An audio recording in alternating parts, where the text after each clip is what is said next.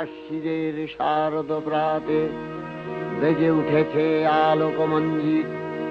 ধরণীর বহিরাকাশে অন্তরিত মেঘমালা, প্রকৃতির অন্তরাকাশে জাগরিত জ্যোতির্ময়ী জগন্মাতার আগমন বার্তা।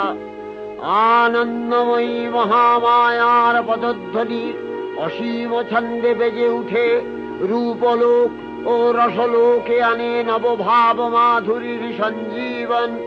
তাই আনন্দিতা শ্যামণী মাতৃকার চিন্ময়ীকে মৃন্ময়ীতে আবাহন।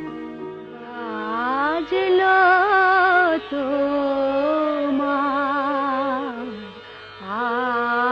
আলোর বেণী, মাতলো যে